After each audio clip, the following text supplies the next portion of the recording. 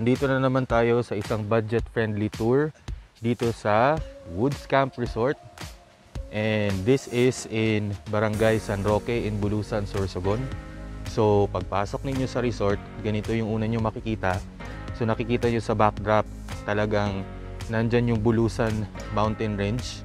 Tapos pagpasok ninyo, may parking area. Ayan, nakikita nyo yung mga motor na nakapark. Tapos meron ding mga sasakyan na nakapark dyan sa likod. And then sa mga mahilig sa mga halaman kagaya ko, marami silang mga iba't ibang klase ng halaman dito.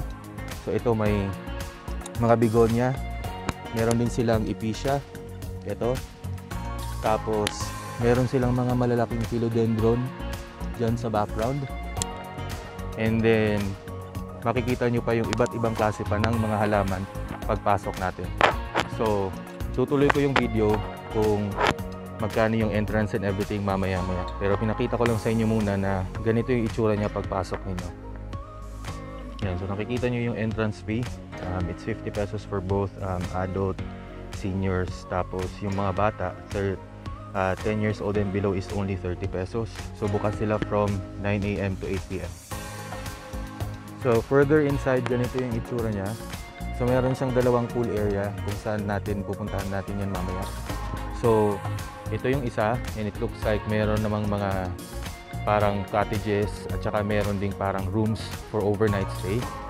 Mamaya sabihin ko sa inyo kung magkano yan once we've asked.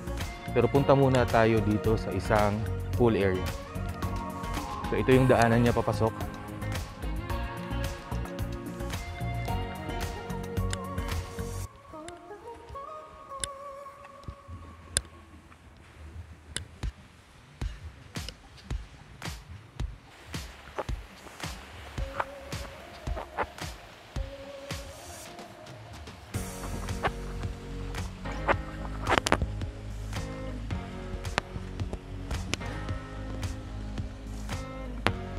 So gusto ko lang ito ipakita sa inyo ng mabilisan.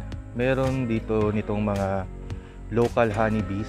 So ito yung makikita mo madalas sa mga pupuntahan natin dito. So nakikita nyo, hindi siya yung typical na malalaki. So actually maliliit lang siya. So ito yung pinagkukunan ng honey dito sa Bulusan. Okay, so ito yung mga cottages. Tapos ito yung isa sa mga room na medyo malaki, mukhang pang family to. Tapos ito yung mga cottages na yan, yung nakikita natin sa background. Tapos may isa pang parang overnight stay na room, ayan. This one is actually bigger, pero hindi ko sure kung magkano yung bayad dyan. Baka mamaya I will ask dun sa may entrance kung magkano to.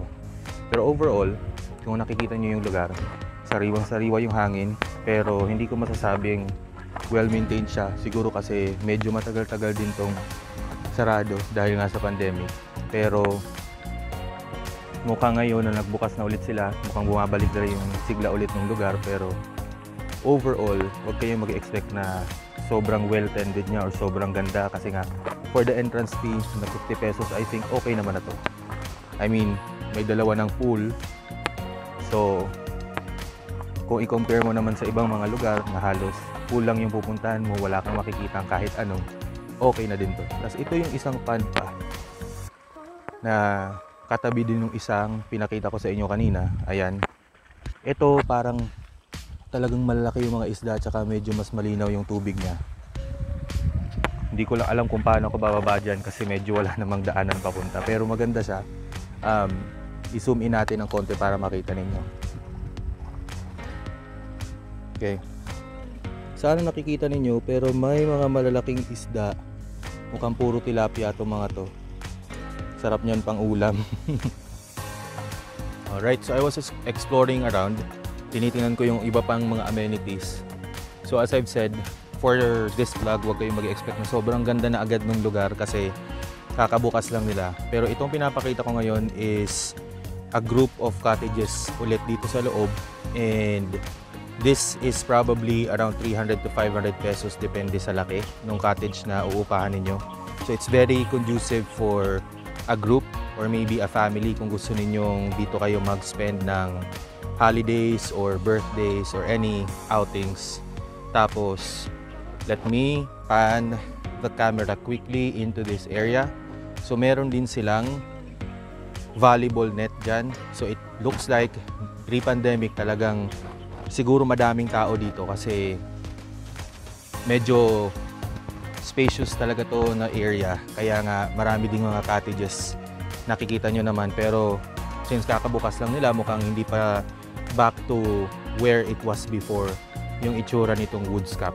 Pero kung gusto ninyong mag-relax, okay na siya for 50 pesos. And during this time, wala namang bayad kung iilan lang naman kayong pupunta. Yung mga cottages, pwede naman kayong makitambay kahit saan lang, which is what we did actually. So I'll show you again dun sa pool area, and then papakita ko lang sa inyo na meron pa siyang ibang area yung pool na to. So yung pool nila, as I've said earlier, dalawa. So dito muna tayo mag-focus sa isa. Papakita ko sa inyo kung anong itsura niya. Okay, so ito yung parang kiddie pool. And then kung titingnan ninyo, papunta siya doon sa isa pang mas malaki pang pool dyan sa baba. So mamaya maliligo tayo dyan para ma-experience naman natin yung lamig ng tubig, kasi yung water dito actually is galing sa spring. So talagang malamig siya na tubig, sariwa. So mukhang masarap maligo talaga dito kung mainit yung panahon. So ganito yung itsura nitong isang pool, at malaki siya talaga.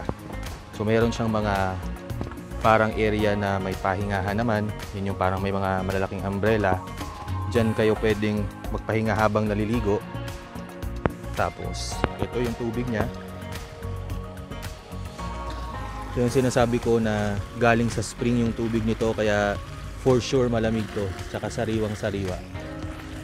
And then really one of the things that I want to show ulit is yung backdrop, which is yan, yung napaka yabong na mga forest sa likod.